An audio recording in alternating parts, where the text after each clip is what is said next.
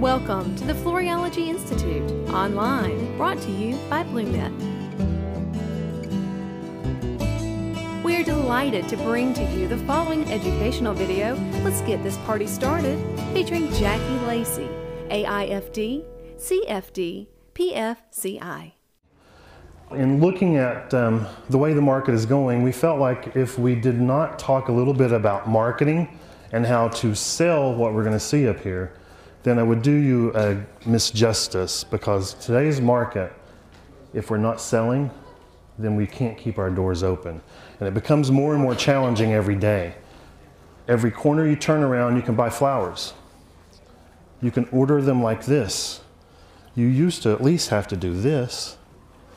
And no longer do we have to do that. But the thing about doing this is that you don't have someone on the other side that can offer customer service. So customer service is extremely important in everything that we do. One of the first things is that it all starts with a meeting.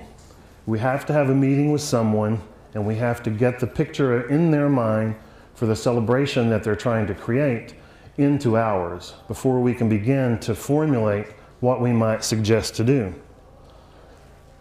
In setting up any kind of consultation area, I strongly suggest that you've got a separate area, and that you're not going to stop and answer the phone. You have someone prepared to allow you the time that that person is going to not only want, but really demand. They're there to plan something that's very important to them.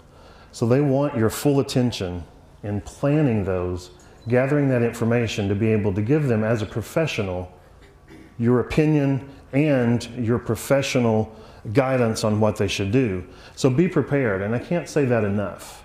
You can never be too prepared for any meeting that you're going to do. We all know that we can walk in sometimes and we look at that consultation area and we think, is this a consultation with a bride and groom?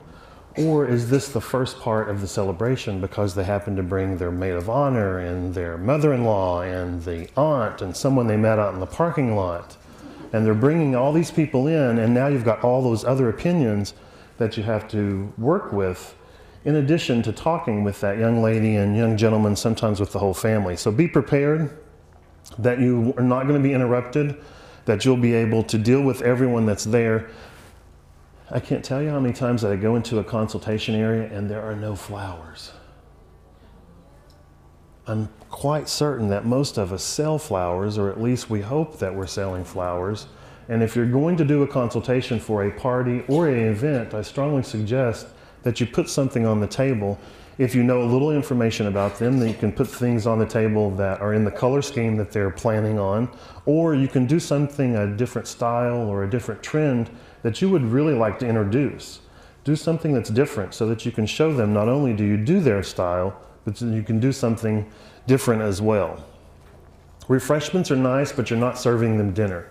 You do not have to have a 4-course meal out there, but a little something, a little nosh, a little something to keep their energy up and keep them flow is really good. And I always like to pair with someone in my own neighborhood, ask someone, a baker down the street or something, to provide something that they could possibly use as a favor. So it's another way to get something on the table and another sales technique that you can utilize for someone in your neighborhood. And then have all the selling tools that you need, all the magazines, the brochures. Hopefully the BlueNet wedding guide will be something that you put out there. I was lucky enough to work on that one, and it's invaluable to have things like that in the room when you're talking to a bride, because we're talking to people that don't know flowers like we do. So you might need to pick something up and show them exactly what you're suggesting. Set the tone of what you're going to do. Explain to them that you're going to gather the information, that you're going to compile this information into a proposal form. You're going to work with them on getting it into the budget. Then you're going to provide them the opportunity to revise. And revise should be once, maybe twice. Beyond that, you really need to start looking at how much time is involved. But you need to lay this out in the beginning. Let them know that we can do 1 or 2 revisions. Then after that, we might have to have an additional charge or start a new consultation to be able to devote that amount of time to revise it again.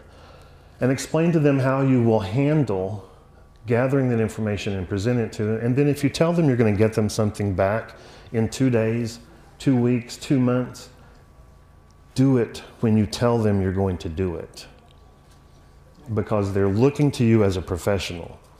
And if you say you're going to get it back to them in a couple of weeks, then be sure and do that, because that's extremely important to them. If you say you're going to have it in 2 days and you get it back in 1 day, then they think, wow, that person is really on top of what they're doing. That's great. That's the same attention that they're going to give to our special event.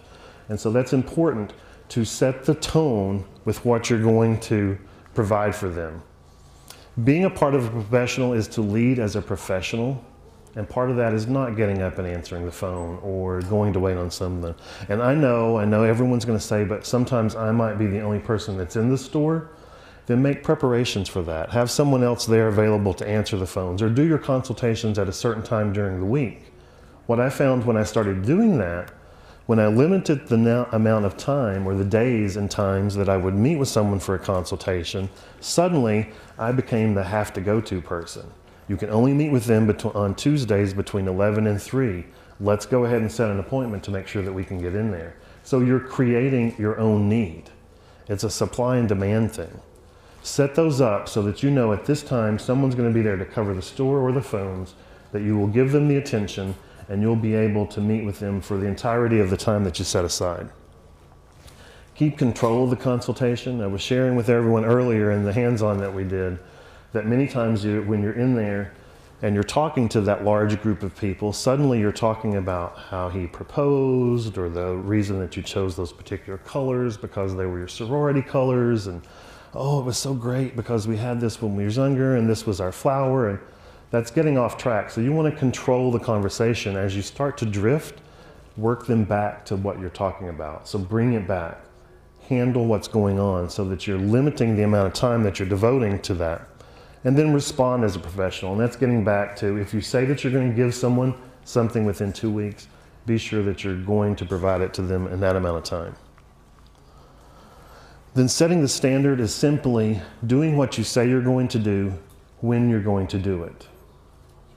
Meet with the venue representatives. Know when you have to be there. Know that you've recorded, you've made lists, you've written down what needs to go where and when it needs to be there, so that you're responding as a professional, and you can also have time to adjust to any uncertainties or anything that might creep up during the time that you're setting things up, or that you're delivering, or the flowers get stuck in custom, or there's a freeze that suddenly occurs wherever that particular flower was grown, or, as we've seen in the past, there could be a revolution that breaks out in South America and suddenly we can't get our roses in. You need to be able to be prepared and respond to anything that might creep up.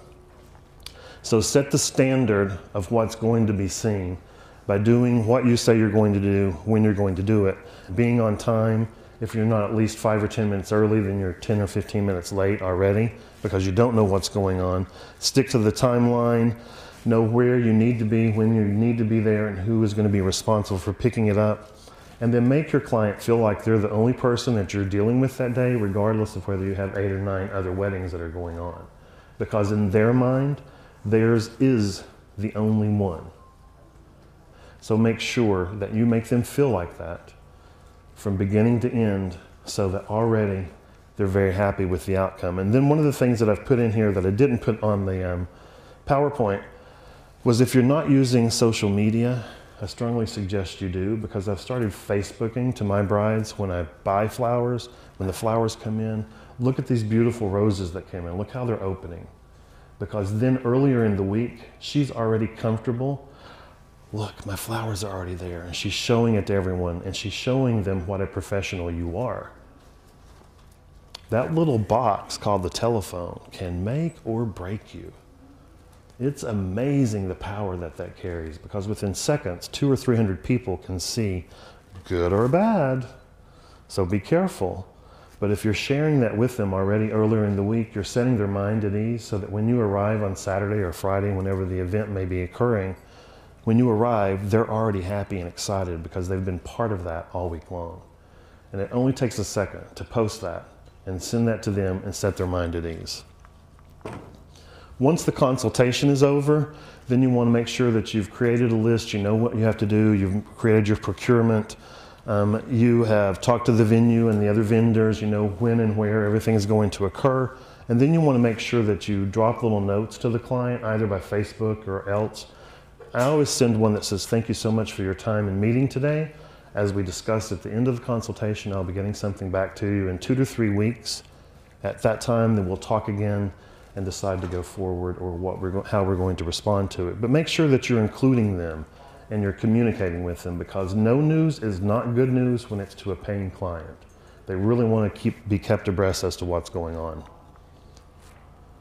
Linens and rentals are an incredible part of our industry right now and can make a lot of money for you because someone else has to make that initial purchase. I strongly suggest that you pair with a subcontractor, but you're selling the entire picture. If someone came in and tried to describe to you this overlay, it would be very difficult painting in your mind, well, it sort of has a big, bold black line around the outside edge of it, and there's these little squiggly things all over the interior of it. And it's black, and it's going to go on top of a pink cloth. That doesn't really sound really attractive, does it? But if you look in the book and you see how they pair together, especially with the color schemes that we're seeing in the market right now, it works very well. So if you create that and you're subcontracting and you're providing this for them, helping them pick out those selections, then you're starting with that canvas on the bottom and working up. And that's really what this program is all about. Start with the tabletop and help them with the linens, chairs, chair covers. A lot of them now, because I lose a lot of napkins, have the RFID, which is a radio frequency. It's like an identifier tag that's stamped into the edge of the cloth so that it's tracked. If you're loading things in, once they go back to that facility, as soon as it breaks through that signal that they have, they know that it's been returned. So sometimes during return, they might miscount and you're overcharged for things or charged for items that really have already gone back. So check into this and see if it's available from your vendor. And then lighting, I can't say enough about lighting because it sets the mood. It sets the tone. I said earlier that we all look younger and healthier in candlelight. I want to turn off all these lights and bring up gas lamps again so that I can look as good as I possibly can. But candlelight and ambiance lighting can really create that atmosphere. It takes it from a picnic or a dinner to a really special event. Washing the walls is very inexpensive. It can be done in about, I think to estimate 400 or 500 colors because it's done by computer. You hire a professional that has that equipment. They set it all up for you. You upcharge the cost for just coordinating all of it. Everyone's happy and the whole room can change just by the push of a button. Many of the events that I've done, we will change the lighting in the room according to the service that's going on at that time. When the appetizer comes in, it's one price or one color. When it comes in and cocktails are being served, it's another color. When the main course is served, it's a third color. And then when the party atmosphere starts, that's extremely important then that the lighting is involved, because it really sets the tone on the dance floor. It creates that energetic feeling that now we've gone from a dinner to a real celebration. Remember that as your guests enter into the space as a group, the person in front will see the room, the people immediately behind them are going to see what's above their head, and then that third set of people are going to smell whatever's coming out of the room. And do we really want to smell garlic and seafood and other things like that? Or do we want to create a wonderful palette that complements what we're doing already and make sure that we've infused the area with that particular fragrance? Give special thought to what they will see as a group, what they will see over their head, what they will smell as they walk in, and what they will hear as the ambiance of that room. Are we ready to get this party started? If we look at this, it's a beautiful setting. We've got a great little centerpiece, which would be adequate for any kind of home party, maybe a special celebration, birthday, anniversary that we can manipulate, especially with the pink colors. It's very strong right now. When you look at this particular group though, I've infused it with a little bit of red just to pump up that volume. It gives it a striking color for you to look at. It doesn't mute it down.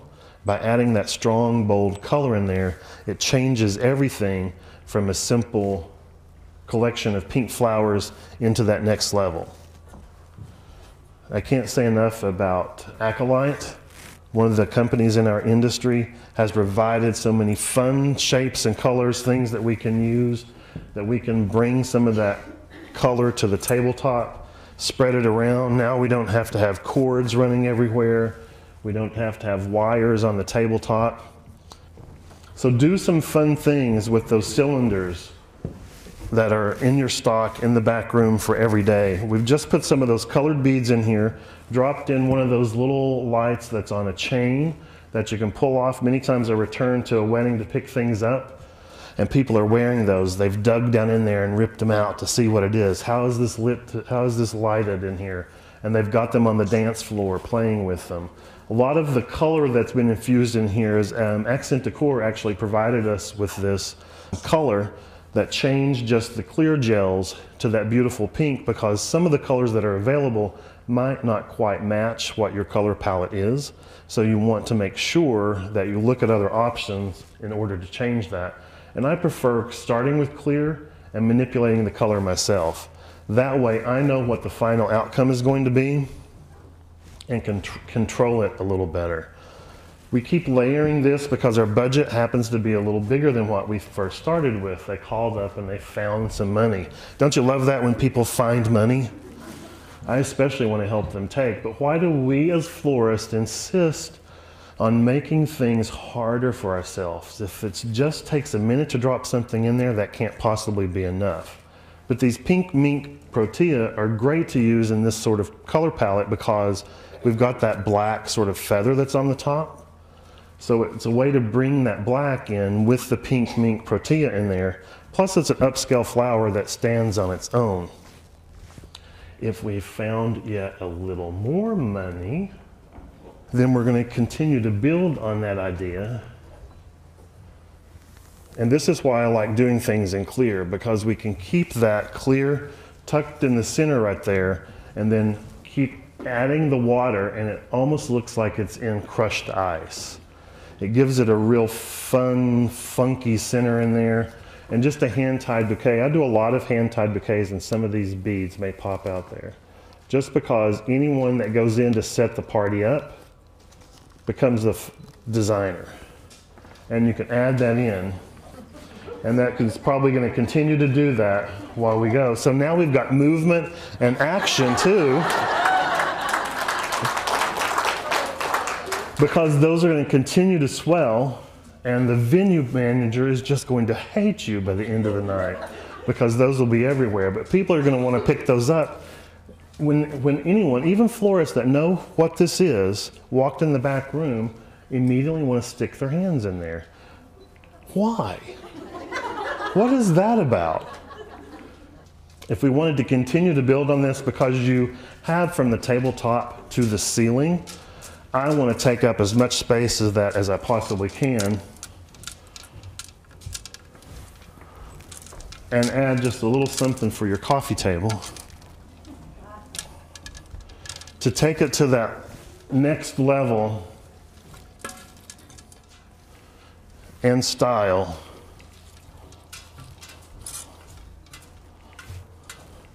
Because we're in Macon, we're in the South, and it ain't done until it's overdone.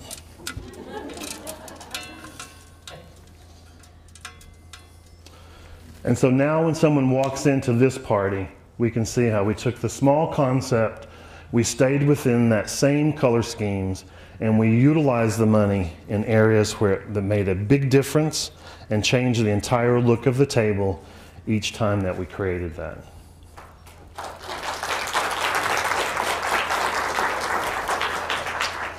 And because I love weddings and I just can't help but make a bridal bouquet anytime that I can, my interpretation for this bridal bouquet was all the flowers and then those beautiful feathers, because the three keywords for the market in dresses this year are the 3 F's: fabric, fringe, and feathers. We're seeing those everywhere. So my interpretation for this pink one is the fun feather pink ball. We start. The next thing that we're going to talk about, the next one that we're going to talk about is actually corporate, because corporate usually comes to you with a very small budget. They have a whopping $25 a table, and we really want to make it look good. So tell me what you can do. One of the things that I really do like to start with, though, getting back to the linens on the table, it's important to look for things that give you some texture and give you bicolor or two different colors depending on which way you look at it. I wouldn't normally have used this peacock, which is purple and green, with orange and yellow, but it actually makes a lot of sense because it's a lot of bold color without there being a bold color on the table. And I put these here for a reason, because if the table was covered in yellow, look at how that jumps right out at you and it says that it's spring. If it were covered in orange, that almost takes on an institutional look. White, boring. And then with neon green can be sometimes a little too much. So you can see if you go with something that accents the color scheme that you're doing, a lot of times it will actually play up the flowers.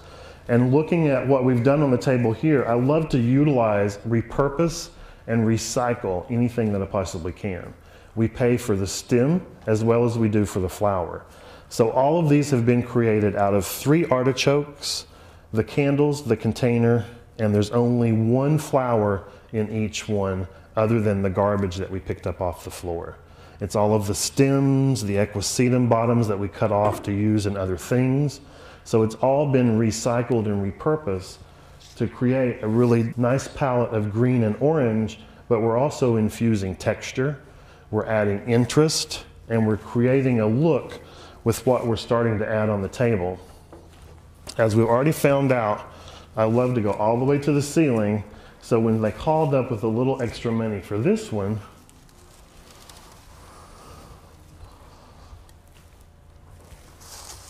I love to use grass because it makes such a statement with just a little bit of bang for your buck. It's a great way to add a lot of height to that table by adding 5 bunches of still grass, 3 bunches of lily grass, and 2 bunches of myrtle. But look at the way it changed that whole table. Now we've got something that's this tall, so it meant they paid this amount of money for that. It looks like something that's much more expensive. We've put it in these steins, which sort of controls what we're doing with it. But to make sure that it's weighty enough for the table, I've added that pea gravel in there, which again gives it another color. It's sort of that terracotta orange that matches the color scheme that we're doing on the table, as well as it gives it a great base of weight so that we can keep it on the tabletop. If we want to add a little more to this, then we're going to put the beautiful orange and yellow in the center of the table, but still go low, because the rule of thumb is if you put your elbow on the table, you should be able to see below your wrist, or the design should be above your head. You do not want anything that's within your line of sight right here. That way it doesn't impede conversation. But nothing is going to upset a host more than her centerpiece being moved off the table. So you want to look for designs that do not impede that line of sight or give someone a reason to start to move something off the table. I also like to look for ways to add things that are going to be very interesting but low cost. And these wire orbs that are available from Accent Decor add a lot of interest within that container without a lot of cost. That's 1 piece of curly willow, 1 rose that's just broken up in the bottom of that container to bring the color down there. But it creates so much bang for your buck when we start to put it on the table, because now we've added something in there that we can still see through, so it doesn't impede the conversation. It's still clear and it looks great. It sort of brings those protea, the pincushion protea, up to the center of the table, so that now we're taking those same shapes and they're working upwards with those to create a more defined look. But because, as you already know, this can't possibly be enough for me. If you flip that around and take it up here, then you can still see across the table. And now we can also see what's inside there, but we just need to make it a little bit taller. And just so that we really blow it out the door,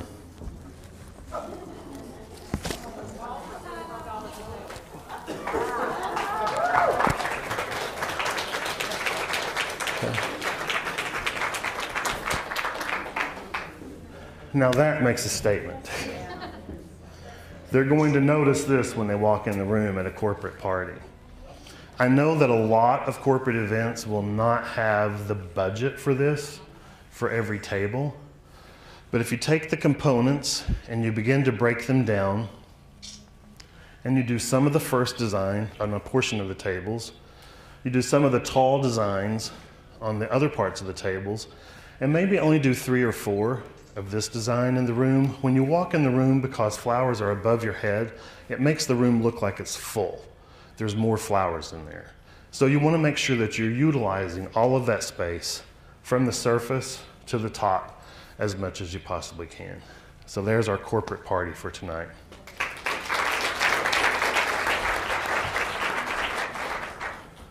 When we wanted to talk about doing the wedding portion for this, I always like to do a white and green palette, simply because you can translate that into any other color when you go back to your shop. I find that a lot of times people can't see the forest for the trees. So you come to a program like this and you're like, there is no way that I can sell something like that in my store. Well, first of all, I'm going to agree with you.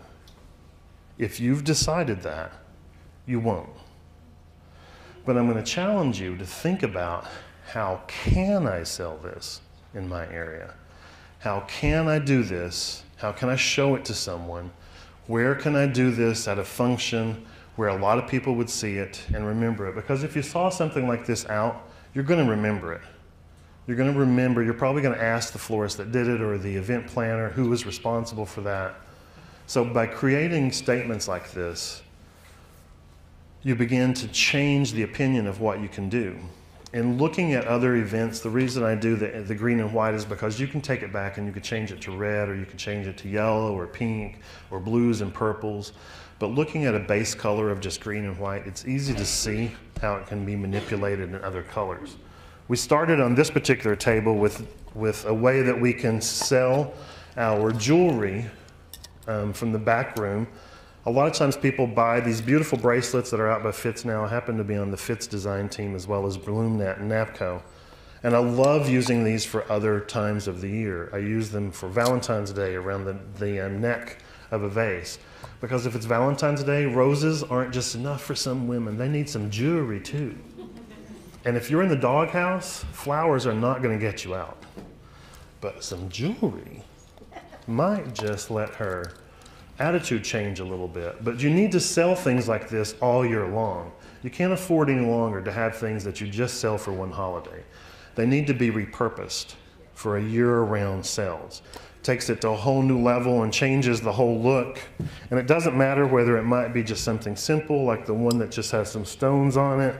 The pearls are really popular. There's many options that you can do to add that in there, because we're seeing in the products that are available for us to use a lot of jewelry, pearls, like we've used on the top layer on this one with just those green beaded pearls along there. They come in about 6 different colors from Smithers that really change the look of just a nice compact design. So in making something like this, when we start to create our tablescape, we've got that beautiful texture. I like to use artichokes. I've used a lot of artichokes in here, and I was laughing because Sherry had to go to the market to buy some, and she had to look through 14 cases of artichokes to find the smallest ones, and they're huge. They're like cabbages.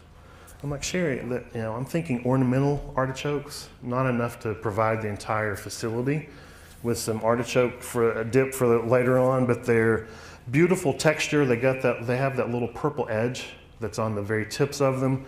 So not only do you get the texture, but you get the color play that'll be in there. I wanted to look on a new little spin for doing a unity candle, because quite often now, a lot of the facilities will have their own piece that's in there, but we're no longer doing weddings that are just in churches. So you may have to create something that can go outdoors, or that can go into a venue like this, can certainly be used for a wedding. And you need to come up with things that are different and unique and can be specific to that particular style that you're doing. So reach out of the box. I say don't just get out of the box. Step out of the box, stand on it, and crush it. Because that's the only thing that's going to separate you and set you apart from the other people that are in your area. You want to stand out for a reason, and possibly it could be for style. We're going to talk about the things that are along the front. When we look at doing aisleway, I love using glass because, again, it can be repurposed. It's not disrupting or destroying the environment. It can have candles in it. It could have flowers in it. This Jeff Latham style. Jeff Latham sort of started leaning flowers on the edge of the container like that look like they're almost going to fall out. You know, people love that look. It gives a really big, splashy look to anything that you do. If you can do that, you just need to make sure it's going to be flowers that can hold up to being out of that water source for that amount of time. So then as we begin to submerge things, we can use only a couple of flowers, add a whole different look down inside of the container. Those beautiful aluminum wires add color as well as it helps bind your product to keep it from floating. So it's a great way to keep things submerged in there. And then lighting things up like this. If you're going to do it, do it. One or two up here would not make a huge difference. But as you can see all of this across the stage, going down an aisleway, make sure that any flame that you have in there is far enough in the container as to not set anyone on fire, because you don't want to be remembered for setting the place on fire. One of the things that I love to start with as far as for bouquets is hydrangea, because you can put so many things in it. It's a great base to start layering, especially with the green hydrangea, because it's going to dry just exactly the way it looks. So you don't have to worry about it holding up so much. It will set up, it almost becomes dehydrated as it begins to dry. So if you glue your Cymbidium orchids in there, it'll hold up for the ceremony, and it's a great way to start an inexpensive bouquet. Because I like to look at ways that we can make things look like more for less, I look at vendors that supply incredible product. These are dahlias. Aren't those gorgeous? Beautiful long stems, good quality. A lot of times you'll get them in short like that. So you want to ask your vendors about things like this that are available, because that makes an incredible statement. Just one or two of those, even if it's were tucked down inside of a wreath form like that on a table. Again, we can do every other table. We can change it around, do something a little different, but leave the flower in its natural state. Dress up your container a little bit, just that beaded wire and a little bit of satin ribbon changes the look, but still makes it a little more affordable. And then nothing changes the look of a table like lighting does. And again, back to Acolyte for providing those battery operated discs. I don't want to shine it in everyone's face, but they're available in a 4-inch or an 8-inch. And it's a great way to light that product up in there. It's a very little product. We have 5 roses that are just skewered on some wooden bamboo sticks in there. I also have a light that's on the bottom that's just covered with the carnation petals. So that really gives that ambiance to the tabletop and creates an incredible look when you see it all put together. And what have we already learned about me? It's not done until it's overdone. So we have to utilize our space, and since I'm starting to fill this up, I decided I would have to create my own level to take it to the next level. And this is just a curly willow base that we have zip tied together to create another platform that we can utilize, another surface that we can begin to decorate.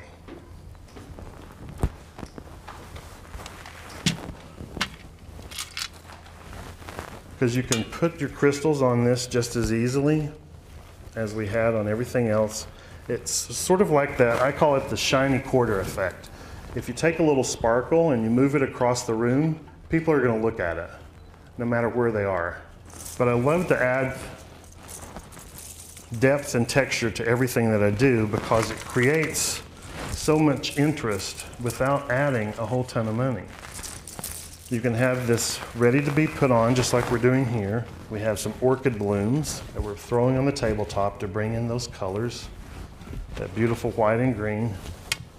And you can add as many or as few as you would like to take it to that next level. So that you've got that movement and rhythm that's in the center of the table there. You can still see through so that you can have conversation across the table. You can talk to everyone that's on this side. Because when you're doing this family style table, or some people call it a knight's table, which is extremely popular right now, you've only got about 12 to 14 inches in the center of the table. As you can see, I have maxed it out. The dinner plates are going to be in the flowers, so they'll remember my flowers were on the table. And you want them to do that. So that I can also be thrifty and add another edge. I use these plants just out of the tubs, sitting on some moss, so that these could then go back to the shop and you could use them for another event, another party, or you could actually give them as favors for the wedding. That exposed root system adds a lot of texture and depth. It sort of appeals to that younger generation right now that likes to keep things very natural and know that they're not hurting the environment by adding that little touch of moss and a live plant right there. It takes it to another edge.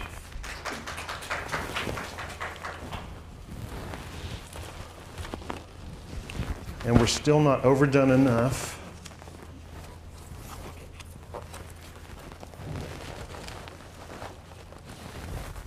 So we take that up to that next level so that now the flowers are over the head, just like we talked about earlier, which is very important. And we've added those beautiful whites and greens up to the top so that they can drape off as well, and puts it on a whole nother level up above by just creating that little platform. If we wanted to take this yet to another edge, we can look at doing some Cymbidium orchids that could shoot out the base here. You could add some other flowers. What we chose to do was to stick with the green theme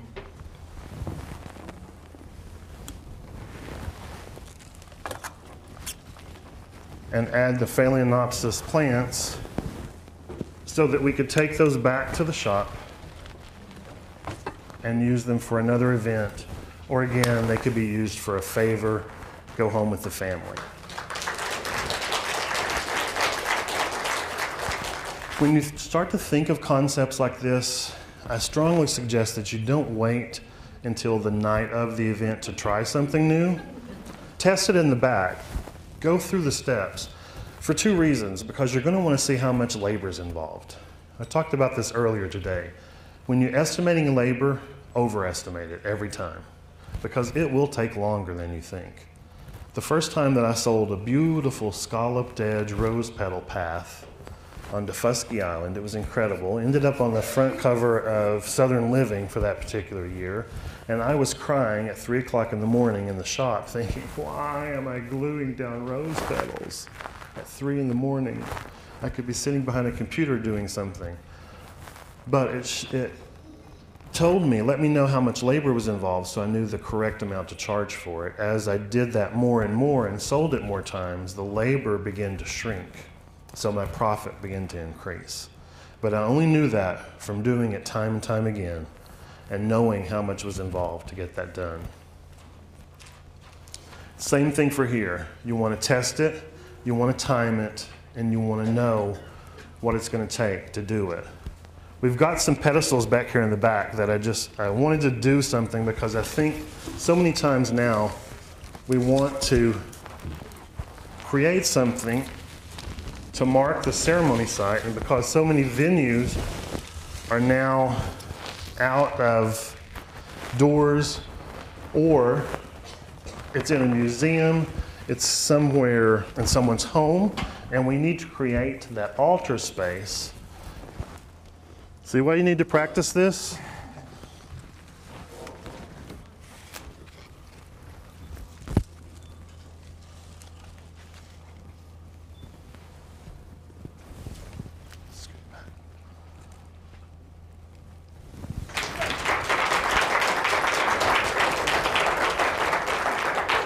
We're going to do this as an entranceway into the wedding, and we're doing 6 of these that are all uplit.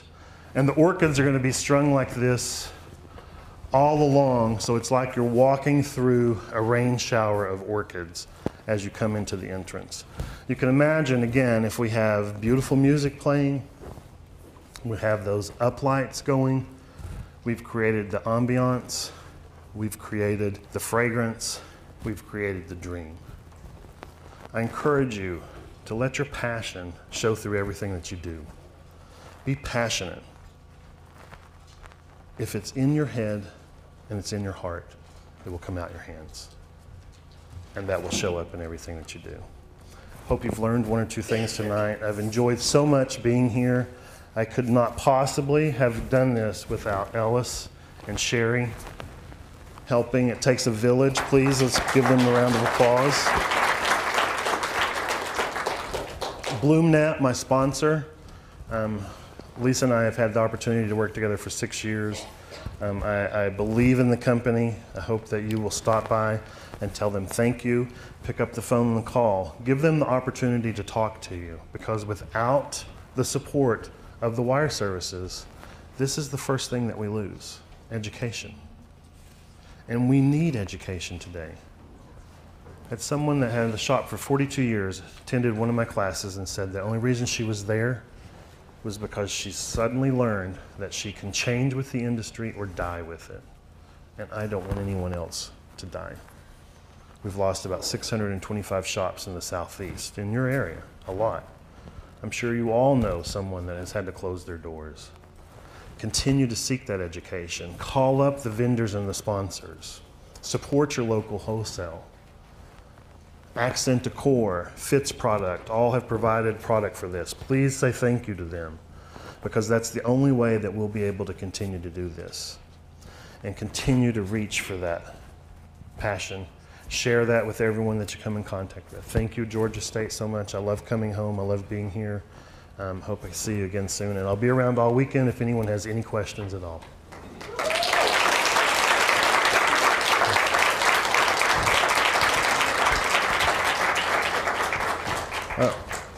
One thing that I wanted to share is that I found these at the wholesale, and this is called Conquador lily. I absolutely love this lily because it makes such an incredible statement with just the size that's in there. And the fragrance, you should smell this when you come up here.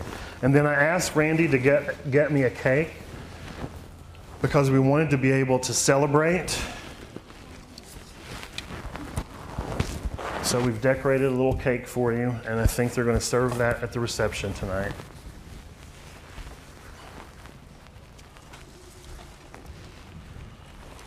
So let them eat cake.